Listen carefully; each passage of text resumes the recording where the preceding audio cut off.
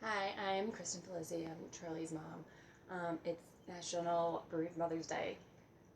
It's May 3rd, and I am trying to use this day for some awareness and to build up Charlie's story and our story as to why we started this foundation, my husband and I, Tom.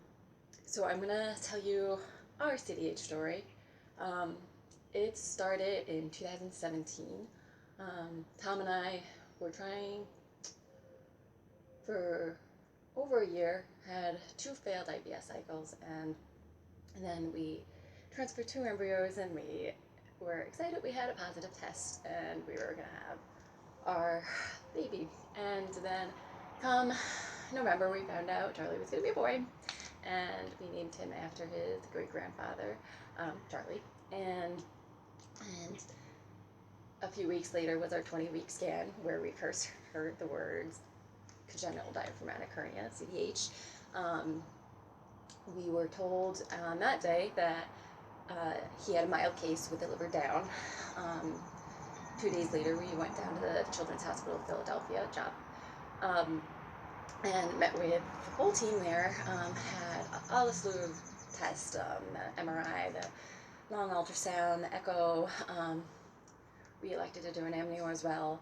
And what we initially thought was a mild case was no longer a mild case.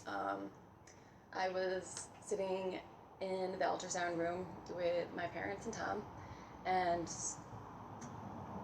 I don't like this word because I've been told I'm this all the time, is stoic, but I just became very stoic and didn't have any emotions of any kind because I saw the tech post the liver up in Charlie's chest. And for any of you that know much about CDH, liver up in the chest is bad because it's a denser organ which affects the lungs more significantly than, say, the intestines.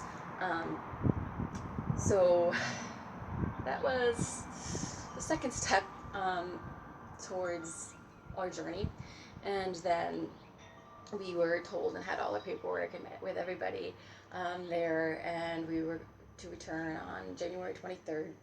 And we were most likely going to be candidates for the fetal surgery. I remember coming home and receiving the paperwork and literally standing in my kitchen for an hour, staring at the paperwork, wondering how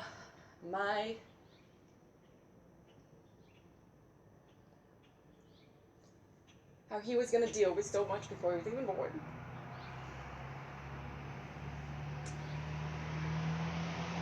Then on January 23rd, we went to CHOP. And they had told us that he had improved and did not need the fetal surgery. Everybody was very excited. I was cautiously optimistic because he still had a very large fight ahead of him. He still had his liver in his chest, but he had grown enough that they said he improved, and the fetal surgery would just increase the chances of growing early. So we decided against it with Dr. Hedrick's recommendation, and then we ended up going home and had our next appointment scheduled for March 1st to go to CHOP and to stay there and live there until he was born. And then come my baby shower day on February 17th, we were excited, getting all decked up and excited and ready for celebrating, which we weren't able to do for a while.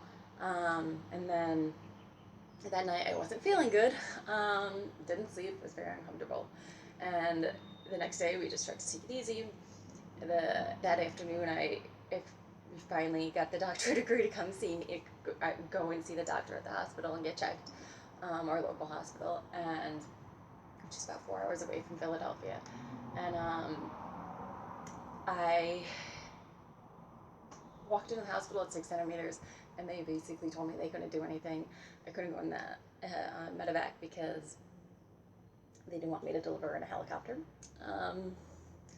And we were to deliver at the hospital down the street from there, Albany Med, and his 90% chance that we got weeks ago came down to maybe 5. We got transferred to Albany Med And again, I remember being told how stoic I was and how much I wasn't showing how much pain I was in, because I, at that point, didn't care. And then we were all being mad, and then I was in labor until about 7:44 the next morning, when he was born. His heart rate was perfect the night before, and then it wasn't recouping from the contractions. So they came in somewhere around 7:30 and told us that I need to go in for an emergency C-section, that he wasn't recouping, and I was having problems myself. And at that point, I started hyperventilating. They literally dragged me out of the room, cables and all, taking needles to make sure my epidural was working, which it wasn't. And I remember getting dragged into the OR with the cables following her behind me. And the doctors and the anesthesiologist standing by my head, basically walking backwards, talking about how they were going to have to use general anesthesia since the epidural wasn't working and he needed to be born.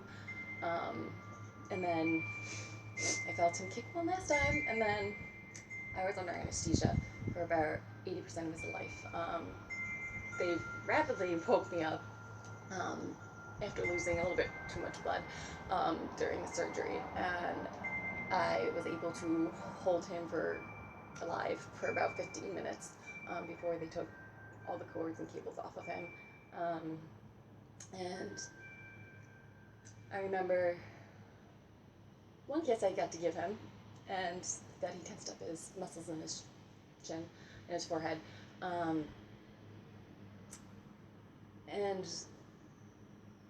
then I basically laid there all day, basically sitting with my child the one day I could.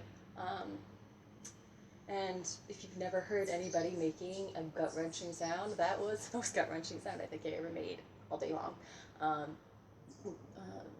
And I was in the hospital for about a week. I had to go through a few transfusions, a few issues because of my blood loss and the clots.